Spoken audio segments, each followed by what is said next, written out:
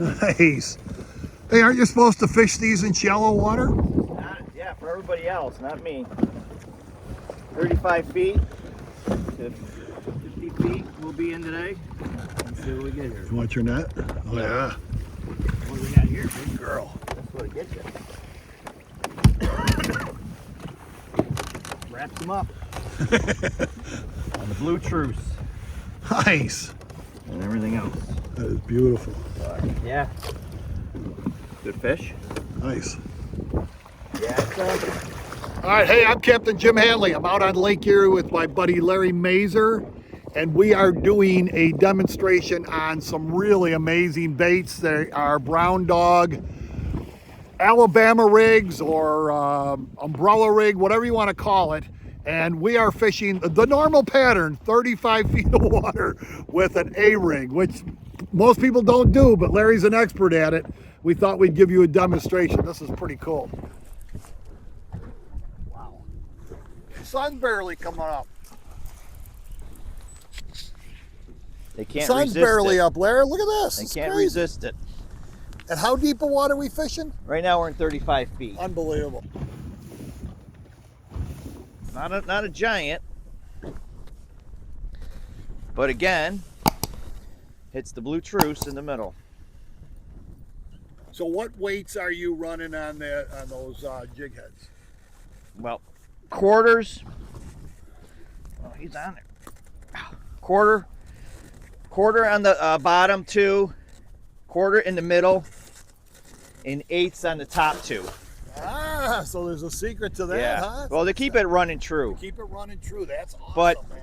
Like, you know, the big thing now is hover rigging. You gotta hover the minnow, throw the minnow out there, hover the minnow, right? So I've been hover rigging since I even knew what hover rigging was, before anybody's been hover rigging. I've just been doing it with 5.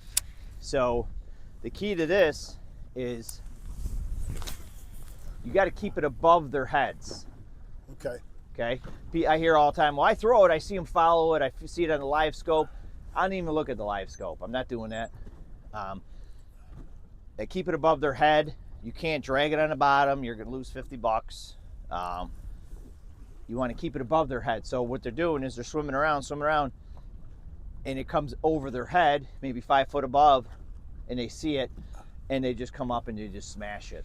And that's what you mean by hover rigging? Yeah, that's what they do with that the minnow, the Sakamata shad. They're always Okay. throwing out their live scope and keep shaking that minnow in front of them or above their heads, causing them to come up and grab it. Right.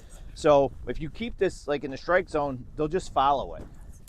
It needs to catch them off guard, and they need to see it above them. And that's why Gotcha. people So- have a hard time catching on this thing. So you're not dragging on the No. bottom. You're getting it near No. the bottom, and you're just kind of. You want to keep it about 5-6 foot off the bottom. Wow. You know, I can count it down, kind of figure out where I'm at.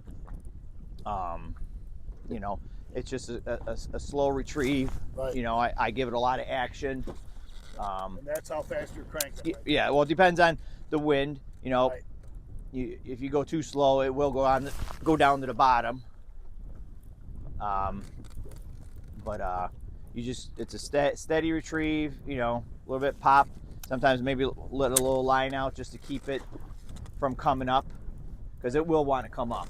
Right. You know, and fishing in deep water, you want number 3 blades. You don't want a 3.5 blade on the rig, because there's just way too much drag on that with that blade coming through the water. Wow, there's a real science to it. Yeah. Yeah. So when you get it up here after the next 3 or 4 fish, we'll demonstrate. These are by your buddy Ian. Yep, I love the live scope because like you could see fish. Like, Right. okay, so I'll cast it this way. You know, I don't ever watch my lure or nothing, but I see a whole bunch of fish out that way, right? So I'll cast.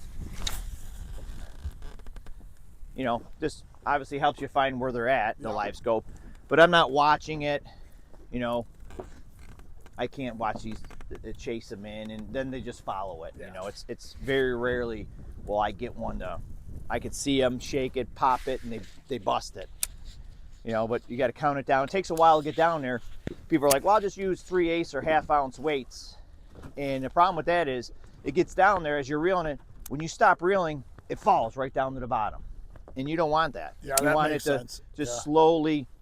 slowly go down. So I get it going. I pop that rod tip hard to get the blades going, the baits to stand straight. And are you feeling those blades going the whole time? Oh yeah, you could feel.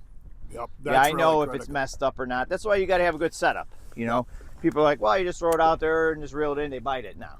You know, if you're going to use this all day long, I mean, I use a G Loomis, IMX 915C UBR rod, and I mean, I could throw this thing all day long, and there's no fatigue. It's just such a light rod. You could feel when they bump into it, or they just tap it. That's the thing. You got to get a reel that you can cast far too. Yeah. You want to keep that thing hovering for as long as you can, above the bottom. Yep. Because if you're just bombing it out there a little bit, goes down, you click it, you get it going, you cover maybe 10 feet, and then it starts to come up. All right, so something you were doing before when you were letting it out, and this is something that I harp on my customers all the time. When they throw something in deep water, they close the bail or they turn the handles and they let it fall, and it's swinging back toward you. You're peeling line off of your reel right there in order to make it fall straight down. Yep. Are you counting in your head? Yeah, I count. Okay. What's your count? Yeah, there we go. Nice. Got him. I think she's going to jump. He's coming up. Coming up. Let's see. Coming up. He's 9 miles out there. He's coming up. Yeah. Nice. Awesome. Yeah, this is unedited version. This is unedited. Cast and catch. Exactly. And if you do get a real giant and you do have to do anything with drag, I'll just push the button and hold that and just let a little line out. Yep, that's a good idea. Yep. I mean, it's a good fish too. Yeah, it is. That's a nice fish. Yeah.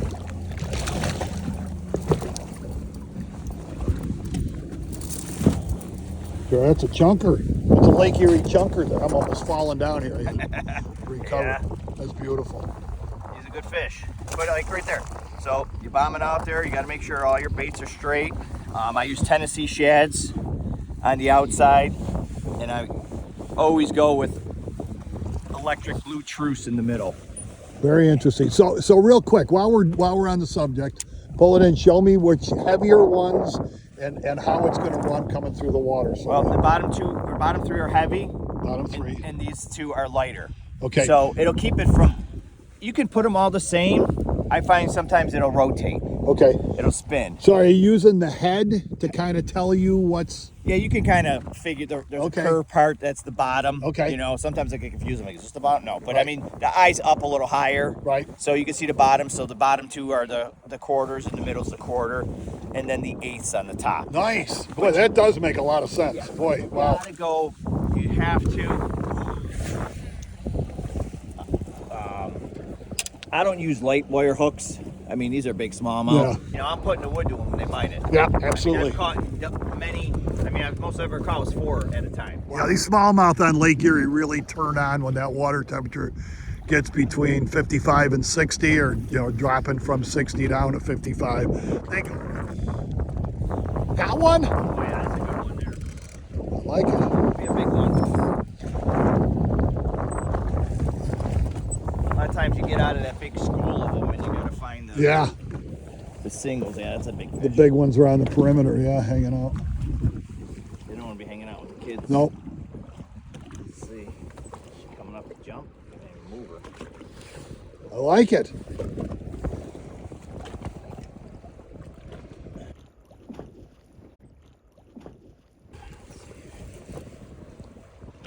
Wow. You sure you're not snagged? I ain't on a 5-pounder or so. Look at that, beautiful. They come in.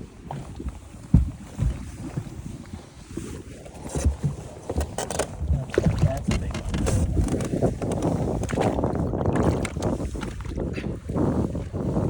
Well, there's one of the guys from Japan. It's a 5-pounder. That's a good fish. Beautiful. Look at that. That one time got him in the tail.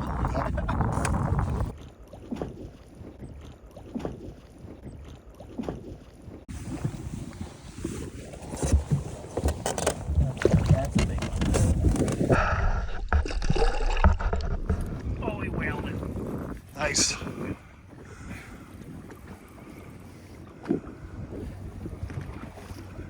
Coming up. Put it out there. How many feet you think you throw? I don't know. I throw far. I think that's key. It is. He's coming up. Nice.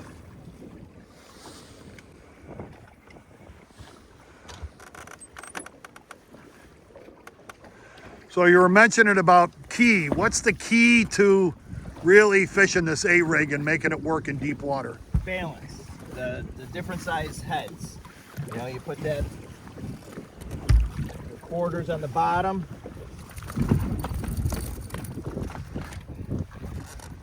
Put the quarters on the bottom too, and in the middle, and the eighths on the top. Like I said, you can patience, and you can't go too heavy. Can't go too heavy. You can't go too heavy, meaning you don't want to go. You don't want to go too heavy. All right. Because you don't want to pop it or stop the bait. Right. And then it falls right to the bottom. Right. So just for the heck of it, explain it again one more time, Lucy. All right. Quarters, balance. Quarter, quarter, quarter. On the bottom. Yep. And eighth and eighth at the top. And what about the middle? That's a quarter as well. Okay. So what I do is I'll bomb it out there. And another key is some places you can only use 3 hooks. Right. Okay. So what I do is, if you're especially fishing deep water, is I put all 5 hooks on. Because Okay. I want the weight. Right. People can just use dummies on the top too. You don't have Right. the weight. Yep. So I put all 5 hooks on, and once I have the bait threaded on, I cut the hook right at the bait. Okay. So now you have the weight, But and you've got 5 you're points. legal, and you only Right. have Right. 3 points. So we'll make a point of that. We're in New York State. Matter of fact, Mark Zona called me one time, was going to do an A-rig show here. He said, how many points? I said 5. And so you have 5 hooks in New York State. Yeah, so yeah, a lot of other places only allow you to do 3. 3.